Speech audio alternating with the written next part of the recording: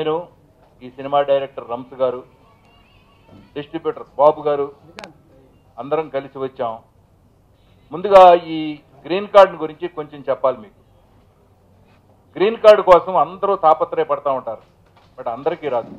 ఇండియాలో పుట్టిన ప్రతి పిల్లవాడి దగ్గర నుంచి వాడి తల్లిదండ్రులు వీడిని అమెరికా పంపాలి, గ్రీన్ కార్డు రావాలి, గ్రీన్ కార్డు కోసమే తిప్పలు పడుతున్నాం అని చెప్పి ఆశలతో ఉంటారు. కానీ ఆ గ్రీన్ కార్డు వచ్చిన తర్వాత వాడు ఎన్ని బాధలు పడతాడు, ఆ గ్రీన్ కార్డు కోసం ఎన్ని బాధలు పడతాడు, ఇవి అమెరికా వెళ్ళిన వాళ్ళకే తెలుస్తుంది. అమెరికా అంటేనే పెద్ద బురద గుంట. దానిలో దిగామంటే ఆ బురద కడుక్కోవడానికి కూడా వీలు కాదు, దాంతో బాధపడాల్సిందే. అక్కడ ఎన్ని బాధలు ఉంటాయో అవన్నీ కూడా ఈ సినిమాలో రంస్ గారు చక్కగా చెప్పారు. హాయిగా కాలు మీద కాలేసుకుని జర్నలిస్టులాగా 3 పెళ్లిళ్ళు చేసినట్టుగా అమెరికా మొత్తాన్ని చూడొచ్చు.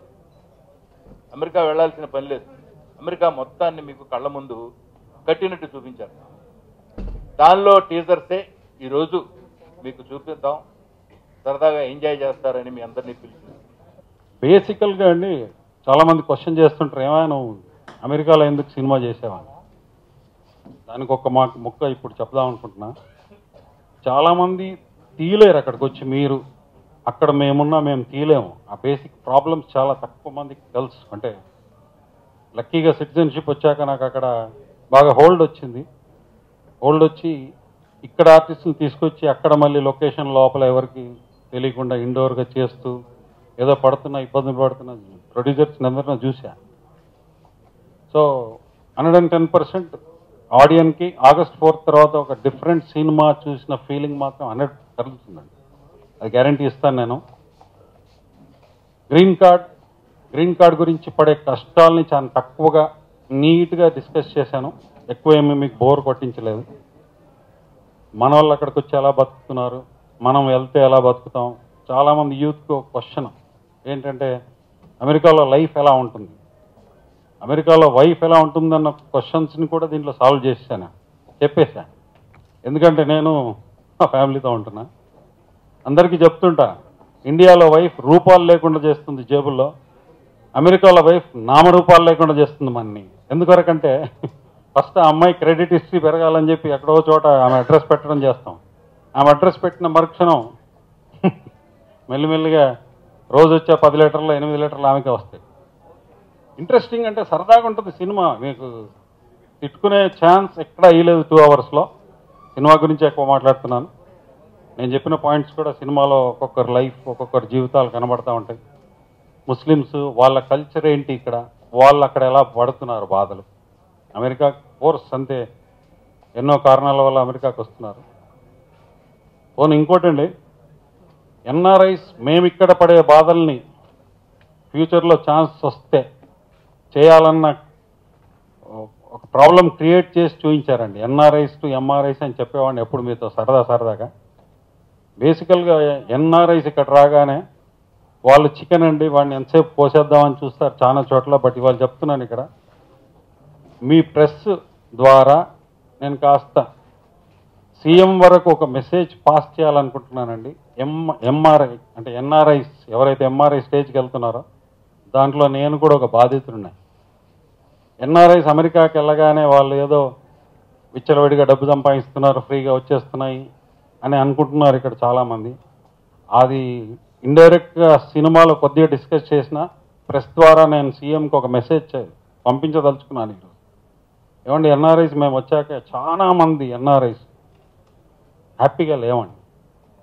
ఎన్ఆర్ఐస్ హ్యాపీగా లేవు, అది చాలా పెద్ద టాపిక్ అవుద్ది. నేను మీకు బోర్ కొట్టించదలుచుకోలేదు, కానీ ఛాన్స్ ఎక్కడ దొరకలే నాకు చెప్పడానికి.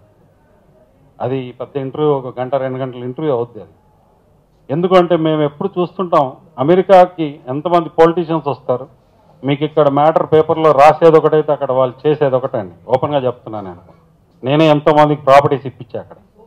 కానీ మేము ఇక్కడ వస్తే మర్యాద మాకు ఇచ్చే అవసరం లేదండి, ఎన్ఆర్ఐని మర్యాద ఇచ్చే అవసరం లేదు. కానీ మాకు కలుగుతున్న ప్రాబ్లమ్స్ మ్యాక్సిమం అండి. అంటే ఇక ముందు మీకు ఎందుకు ఈరోజు ఈ పాయింట్ చెప్పాలనుకున్నానంటే, ఫ్యూచర్లో ఎన్ఆర్ఐస్ నాలాగా వచ్చి నిలబడరు. రాసిస్తాను మీకు, వీడు ఎంతసేపు ఎంత ఇన్వెస్ట్ చేస్తాడు, ఏ రకంగా యూజ్ అవుతాడని చూస్తున్నారు. కానీ మా కళ్ళ నీళ్ళు ఎవరు చూడట్లేదని ఆనెస్ట్గా చెప్తున్నాను. ఈరోజు మీ ప్రెస్ ద్వారా చెప్తున్నా, ఇక ముందు నాలాంటి ఎన్ఆర్ఐస్ రారేమో. అలాంటి ఇబ్బందులు పడుతున్నాం, మేము చెప్పుకోలేకపోతున్నాం. 4% అమెరికాలో చేసి తీసుకొచ్చాను, ఎంటర్టైన్ చేయడానికే వచ్చాను. కానీ ఎక్కడో బాధపడి మీకు ఈ విషయం చెప్పాను, మీకు సారీ కూడా చెప్తున్నాను. ఎందుకొరకంటే కళ్ళలో నీళ్ళతో చెప్తున్నాను సార్, నేను ఎందుకు చేశాను, ఎందుకు ఇండియాకి వచ్చాను అనే ఫీలింగ్ కూడా చాలామంది కలిగించారు. బికాజ్ మేము ప్రాపర్టీస్ కొనడం తప్పు కాదండి, కొన్నందుకు వాళ్ళు పెట్టే బాధలు. అందుకని ఒక డైలాగ్ పెట్టా, చారదారిస్తే చార్మినార్ కూడా తమదే అని పేపర్లు క్రియేట్ చేసే మనుషులు ఇక్కడే ఉన్నారు. ఇప్పుడు మీ దేశం అంటున్నాను, ఎందుకంటే సినీ మీ ఫీల్డే అంటున్నాను, సినిమా కూడా అనలేను, ఎందుకంటే నేను వేరే దేశం అండి. ఎన్ఆర్ఐస్ని కొద్దిగా దగ్గర తీయండి ప్లీజ్. చాలామంది వస్తారండి, ఎన్ఆర్ఐస్ ఎవరో కాదు, మీ ఇళ్ళల్లో మన ఇళ్ళల్లో పుట్టిన వాళ్ళే. అక్కడికి వచ్చాక వాళ్ళు ఎన్ఆర్ఐ ముద్రతో వాళ్ళు నిజంగా ఏదో గొప్పగా ఏదో చేస్తున్నారు అనుకోవద్దు దయచేసి. చాలామందికి ఉన్నాయి అమెరికాలో చాలా మంచి లైఫ్, ఫ్రీగా అమ్మాయిలు దొరుకుతారంట, ఫ్రీగా అది దొరుకుతారు, అన్ని అబద్ధాలండి.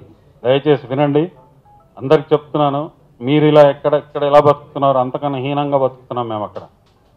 100% మాకు డబ్బు వస్తుంది అనుకుంటే మీరు పొరపాటండి. ఎందుకంటే ఇక్కడ చేయలేని పనులు అక్కడ చేస్తాం. ఇక్కడ పిజ్జా నేను మీరు చెప్తే నేను మోయలేను, కానీ అక్కడ మోసా నేను. ఎందుకంటే చూసేవాడు ఉండడు అక్కడ. సో ఎన్ఆర్ఐలు ఎవరో కాదండి, మన ఇంట్లో పిల్లలే. ఎన్ఆర్ఐ ఒక సినిమా చేశాడు, గ్రీన్ కార్డ్ అనే సినిమా. దీన్ని ఆదరిస్తారు ప్రజలు డెఫినెట్గా, ఎందుకంటే ఆ డిఫరెన్స్ చూపించాను. రెగ్యులర్ రొటీన్ ఫార్మాట్ని బ్రేక్ చేశాను సార్. 6 పాటలు 4 ఫైట్లు బ్రేక్ చేశాను, ఓపెన్గా చెప్తున్నాను. చాలా చిన్న సినిమాలు, చరిత్రలో హిట్ అయిన సినిమాలను చూసుకొనే చేశాను. ధైర్యంగా మా ప్రొడ్యూసర్ పక్కనే ఉన్నాడు, అమెరికాలో ఉన్నాడు శ్రీనివాస్ గుప్తా అనే వ్యక్తి. మిగిలిన వాళ్ళందరూ హెల్ప్ చేశారు. డిఫరెంట్ సినిమా అవుద్ది అని బల్లగుద్ది అందరూ చెప్పినట్టే నేను చెప్తాను, కానీ ఒక్కటి మాత్రం చెప్తాను సార్, నేను చేసింది ఇంకొక 10 ఏళ్ల వరకు అయితే చేయలేరు. ఇది ఛాలెంజ్ కడతాను నేను. ఎందుకొరకంటే గత 15 ఏళ్లలో అక్కడ చూసి చేశాను.